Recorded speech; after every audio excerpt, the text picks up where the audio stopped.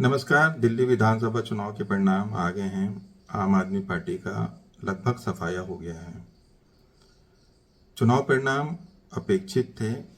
इस बात पे किसी को कोई शंका नहीं थी कि आम आदमी पार्टी पुनः दिल्ली में सरकार बनाने वाली है। लेकिन आम आदमी पार्टी का इतना बुरी तरीके से सफाया होगा या ये परिणाम जो आएंगे, ये इसकी अपेक्षा शायद बहुत कम लोगों ने ही की थी। क्योंकि पिछले दो चुनाव में जिस पार्टी ने एक तरफा मत हासिल किया था, एक तरफा जीत हासिल की थी, उस पार्टी का इस तरीके से पतन होगा, ये शायद कम लोगों ने ही इसकी कल्पना की थी।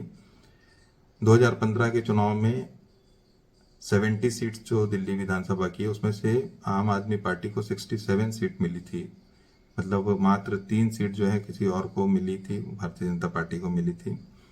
2020 में भी आम आदमी पार्टी ने एक प्रकार से सफाया किया और जो 70 विधानसभा है उसमें से 62 जो है वो सीट्स आम आदमी पार्टी को मिली और भारतीय जनता पार्टी को केवल 8 सीट ही मिली थी।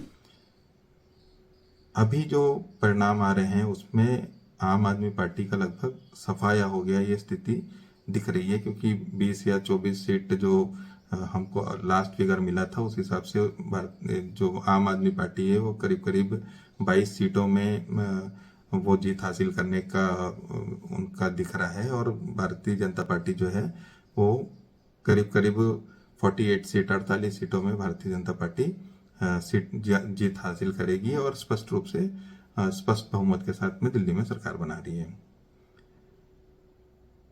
चुनाव परिणाम को लेके तरह तरह के विश्लेषण अब आएंगे।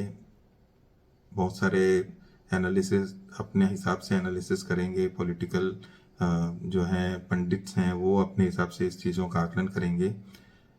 मुझे जो प्रारंभिक तौर पे जो लगता है कि ये परिणाम क्यों आए, आम आदमी पार्टी को इस तरीके से क्यों पराजय का सामना करना पड़ा, इसके दो ही स्पष्ट कारण मुझे दिखते हैं, जिनको हम एक प्रकार से कह सकते हैं कि ये एक गेम चेंजर थे या ये एक ऐसे महत्वपूर्ण बिंदु थे जिसको नज़रअंदाज शायद नहीं करना था आम आदमी पार्टी को। ये कहीं ना कहीं से ये इस पूरे चुनाव परिणाम में हम मान सकते हैं कि ये एक टर्निंग पॉइंट का काम किए हैं। पहला जो था अरविंद केजरीवाल का जेल जाना। अरविंद केजरीवाल जेल में जब गए उसके बाद में जो आम आदमी पार्टी की जो स्थिति थी, एक तो उनने मुख्यमंत्री पद से त्याग पत्र नहीं दिया और वो जेल में रहते हुए भी मुख्यमंत्री का जो पद है उसका वो दायित्व का निर्वहन करते रहे। उससे महत्वपूर्ण घटनाक्रम था उनकी पत्नी का अचानक आगे आना। अरविंद केजरीवाल जब जेल में थे तो उनकी पत्नी सुनीता केजरीवाल जो है वो अचानक सक्रिय हो गई। और आप अगर देखेंगे पुराने रिकॉर्ड्स अगर आपको देखने को मिलते हैं तो सुनीता केजरीवाल बिल्कुल एक पॉलिटिशियन के टाइप उनका काम करने की पद्धति थी। वो बयान दे रही थी, केंद्र सरकार के खिलाफ में बोल रही थी, प्रधानमंत्री मोदी जी के बारे में बोल रही थी, भारतीय जनता पार्टी के बारे में बोल रही थी। तो ये एक आरोप लगाने का जो उनका जो तौर तरीका था, उससे ऐसा एक अंदेशा हुआ कि वो कहीं ना कहीं से केजरीवाल की उत्तराधिकारी बन के सामने आ रही हैं या आम आदमी पार्टी में वो एक नेता के रूप में सामने आ रही हैं। उससे हुआ ये कि जो आम आदमी पार्टी का जो आम कार्यकर्ता है उसको कहीं ना कहीं से ये लगा कि केजरीवाल के जाने के बाद में सुनीता केजरीवाल जो है वो उसका उनका जो उत्तराधिकारी के रूप में हो सकता है कि सुनीता केजरीवाल को वो सामने लाएंगे। ये एक जो आम कार्यकर्ता है आम आदमी पार्टी का, उनको शायद ये उतना भाया नहीं और उनको कहीं ना कहीं से इस चीज का एक अंदेशा था। और वो जो है कहीं ना कहीं से इस बात को भी इंगित करता है कि जिस संहिता की बात आम आदमी पार्टी करती थी, जिस परिवारवाद के खिलाफ में वो बात करते थे, जो एक आदर्श नीति वो अपनाना चाहते थे, दूसरी पार्टियों से हट के अपने आप को बताने की कोशिश करते थे, वो सब कहीं ना कहीं से आम आदमी पार्टी के जो आम कार्यकर्ता हैं उनके मन में ये कहीं ना कहीं से एक अंदेशा हुआ या एक भ्रम की स्थिति उनको ये पैदा हुई। और होना भी स्वाभाविक था क्योंकि सुनीता केजरीवाल जो है वो बहुत तेजी से आगे आ रही थी। और जब एक प्रकार से जब मीडिया कैंपेन चला और मीडिया में जब इस बात की जानकारी आनी चालू हुई कि हो सकता है सुनीता केजरीवाल जो है वो दिल्ली की अगली मुख्यमंत्री होंगी, उसके बाद ही जो है आतिशी को इसका दायित्व दिया गया। आतिशी को जो है वो मुख्यमंत्री का पद दिया गया, जबकि आम आदमी पार्टी में और भी कई योग्य व्यक्ति थे जो उस पार्टी में नेतृत्व संभाल सकते थे, मुख्यमंत्री के दायित्व का भी निर्वहन कर सकते थे। लेकिन ये सब एक सस्पेंस की स्थिति बनी रही। उससे भी जो है जो आम कार्यकर्ता है आम आदमी पार्टी का, वो कहीं ना कहीं से विचलित था। और जो आम आदमी पार्टी का जो एक जो टैग था, जिसको वो हम अपने आप को बहुत अलग बताने की कोशिश कर रहे थे, वो कहीं ना कहीं से डेंट हुआ उसमें। दूसरा जो ये महत्वपूर्ण बिंदु था, वो अरविंद केजरीवाल ने इस चुनाव को अपना व्यक्तिगत चुनाव ले लिया। आम आदमी पार्टी का कार्यकर्ता, जैसे हमने जिक्र किया कि वो कहीं ना कहीं से उसके मन में एक अंदेशा था, कैडर जो है वो कहीं ना कहीं से डिमोरलाइज था। उसके दौर में ही अरविंद केजरीवाल ने जो लोगों के बीच में जो एक मैसेज देने की कोशिश की, वो भी शायद उनके लिए उल्टा पड़ गया। अरविंद केजरीवाल जो हैं, लोग लुहाने जो बयान देने लगे और जिस तरीके से जो स्कीम वो लोगों के बीच में लाने लगे, वो एक प्रकार से लोगों को कम आंकने की कोशिश किए। उनको लगा कि मैं फ्री में कई चीजें बांट दूंगा, कोई भी स्कीम ले आऊंगा, लोगों को तरीके से लुभाने का प्रयास किया। फ्री स्कीम बहुत सारी उन्होंने लॉन्च की। उससे एक ये मैसेज गया कि लोगों को वो कम आंक रहे हैं, अपनी जो है वो फ्री में जो योजनाएं हैं उसके बदले में वो लोगों को खरीद लेंगे। एक प्रकार का ये मैसेज लोगों के बीच में गया। मिडिल वर्ग का जो एक बहुत बड़ा तबका था, जो वोटर्स था, वो वैसे भी केजरीवाल की ये जो सस्ती स्कीम्स हैं या जो फ्री स्कीम्स है, उसको वो वैसे भी एंडोर्स नहीं कर रहे थे, उसको वो वैसे भी स्वीकार नहीं कर रहे थे। तो वो एक मध्यम वर्गीय परिवार तो वैसे भी उनसे नाराज चल रहा था। गरीबों के बीच में भी ये एक बहुत गलत मैसेज गया कि अरविंद केजरीवाल जो है वो इस तरीके की स्कीम लाके उन्हें कहीं ना कहीं से बहुत कम आंक रहे हैं, और उनको लग रहा है कि ये स्कीम ले आएंगे तो लोग उनके पीछे पीछे भागते थोड़े चले आएंगे। ये मुझे लगता है कि एक बड़ा मुद्दा था जो लोगों के बीच में उल्टा पड़ा केजरीवाल को। और जो मुद्दे थे, केजरीवाल के पास में बहुत ज्यादा बताने को कुछ नहीं रहा, तो इसलिए जो कई मुद्दे ऐसे थे जो जिनका हम कल्पना नहीं कर सकते, उस तरीके के मुद्दे इस चुनाव में आए। खासकर जो हरियाणा से जो पानी आ रहा था उसमें जहर मिला के दिल्ली के लोगों को दिया जा रहा था, ये बयान जो है बड़ा तबका जो है वो उसको स्वीकार नहीं कर पाया। और वो केजरीवाल की मानसिकता को उससे आंकलन करना चालू कर दिए कि केजरीवाल किस स्तर पर इस तरीके के बयानबाजी कर सकते हैं कि क्या पानी में कोई जहर मिला के भेज सकता है, या पानी में जहर किस तरीके से हो सकता है। तो लोगों के बीच में एक ये जरूर एक मैसेज ये गया होगा कि केजरीवाल अब मुद्दा विहीन हो गए हैं, उनके पास में कोई महत्वपूर्ण मुद्दा नहीं रहा जिसको लेके वो लोगों के बीच में जा सके।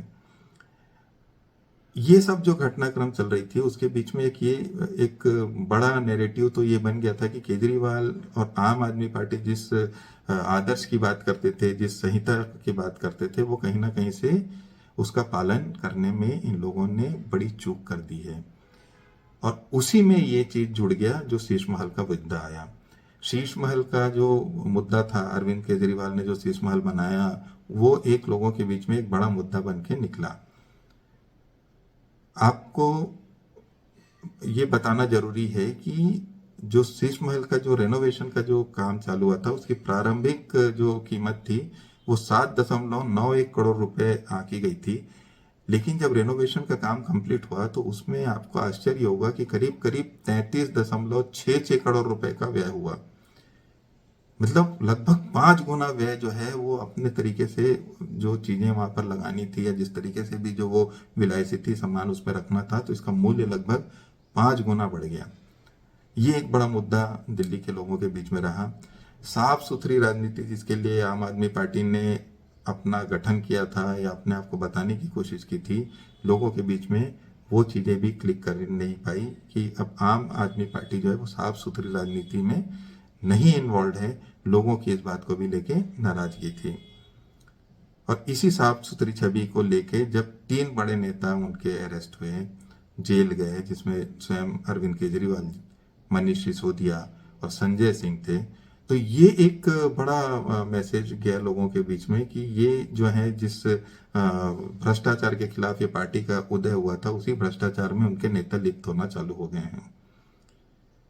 इनके पास में लॉजिक कुछ नहीं था बताने के लिए। आप अरेस्ट हुए, उसके बाद में आरोप आप लगाते रहे भारतीय जनता पार्टी के ऊपर में, आप आरोप लगाते रहे प्रधानमंत्री नरेंद्र मोदी जी के ऊपर में। तो इस तरीके का आपको अपने बचाव में कहने के लिए कुछ नहीं था, बल्कि आप इसको एक राजनीतिक रंग देके बीजेपी और मोदी जी के खिलाफ में एक नैरेटिव बनाने की कोशिश की, जो लोगों ने अस्वीकार कर दिया। क्योंकि जेल जाने का जो आपका एक आदेश था वो नरेंद्र मोदी या भारतीय जनता पार्टी ने नहीं दिया था। आपको जेल भेजने का आदेश दिया था कोर्ट ने, जो न्यायालय प्रक्रिया है उसके तहत आप जेल गए थे। और आप जब लोगों के बीच में एक नैरेटिव बनाने की कोशिश करेंगे, तो आज जनता इस चीज को जानती है कि आपको जेल अगर भेजा गया है तो न्यायालयिक प्रक्रिया जो है, जिसके ऊपर में पूरे देश का बहुत अटूट विश्वास है, उस न्यायिक प्रक्रिया के तहत आपको जेल भेजा गया था, ना कि नरेंद्र मोदी और भारतीय जनता पार्टी ने। तो इस तरीके का जो आपने एक नैरेटिव बनाने की कोशिश की कि हमको प्रताड़ित किया गया, हमको जेल भेजा गया, इसको भी लोगों ने स्वीकार नहीं किया। पिछले 10 साल से अरविंद केजरीवाल की सरकार थी दिल्ली में। उन लोगों ने जो भी वादे किए थे उसको वो करने में अक्षम रहे।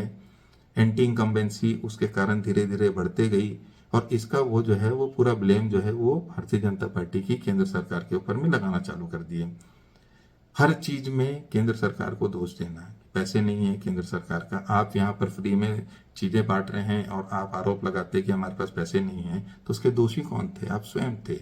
लोगों ने इस चीज को जब लोगों के संज्ञान में आया, लोगों की जब जानकारी में आया, तो कहीं ना कहीं से ये भी अरविंद केजरीवाल के खिलाफ में गया। आखिरी बात जो थी, जो आम आदमी पार्टी को सफाया करने में कारगर रही, वो थी नरेंद्र मोदी का जो एक तूफानी कैंपेन चला दिल्ली में। वो कैंपेन कहीं ना कहीं से लोगों के बीच में एक बहुत बड़ा मुद्दा बन के सामने आया।